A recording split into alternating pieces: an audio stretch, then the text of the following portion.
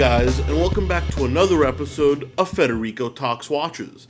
Now today I'm going to do the long-awaited 5 things I hate about the Omega Speedmaster. Now of course hate is a little bit of a strong word because I really love this watch. But it is part of the love and hate series, so it's more like the 5 gripes I have with the Omega Speedmaster. Now of course, before we get started, take a look at the 5 things I love about the Omega Speedmaster, link right up top and in the description below.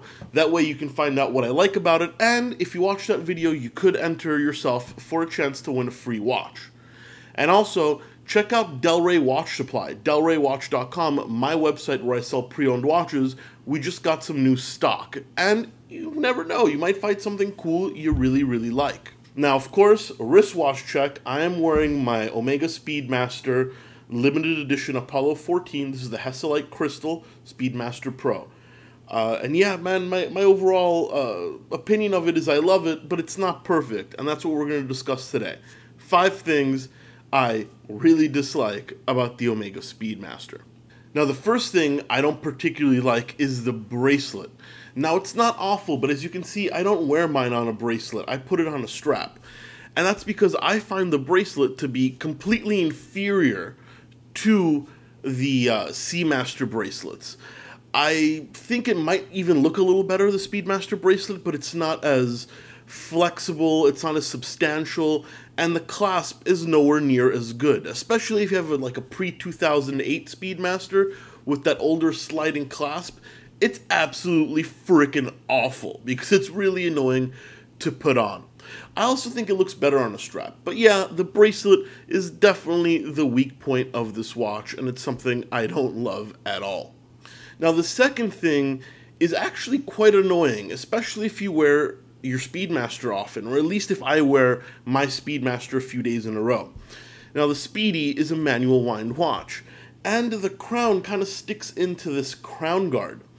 The crown is substantial, but the crown guard sticks out quite a bit, and my fingers are rather, stubby. So when I'm winding it, apart from the fact it's not a particularly smooth winder, but it's hard to grip that crown. So to wind it all the way, it actually irritates my fingers by the time I'm done. And I kind of wish I can get a better grip on that crown so the winding wouldn't be as painful. Once again though, small gripe, you only have to do it once every 2 days when the power reserve runs out. But when it is time to wind it, it's one of my less enjoyable experiences, because I actually like winding my watches. Third, and this is a little bit of a double-edged sword, and I kind of get why some people might not agree with me on this, but I hate the fact that the Speedmaster is so popular. Why? Well, one, I think when anything's that popular, it kind of loses its luster. Like a sub. I own a sub, but so many people wear it, it just doesn't feel that special to me. If I'm spending this kind of money, I want to, kind of be a little unique. Now, the Speedmaster is one of the most popular watches in the world, so you're not going to get that. You're going to get a great watch, but you're not going to get a unique experience. I also hate that when someone asks about a chronograph online, in the Facebook group, on the forums, everybody answers with the Speedmaster. And of course, it's a correct answer because the Speedy's a great watch, but it takes away attention from so many other pretty cool choices out there. I just think the Speedmaster's kind of an eclipse when it comes to chronographs. It blocks everything else out, which, as I said, makes sense because it's a great watch, but I think there's a lot of really other interesting options out there. So as I said, double-edged sword. It totally deserves its popularity, but when something is this popular, you just kind of get bored of reading about it, and people always wrist-checking it, and it's like, I don't know, it's a little annoying to me, but I totally get why it is that popular, but it's slightly annoying nonetheless. The fourth thing is only for the 1861 movement in the Hesselite Speedmaster without the sapphire caseback. And that is the chronograph uses a Delrin brake part.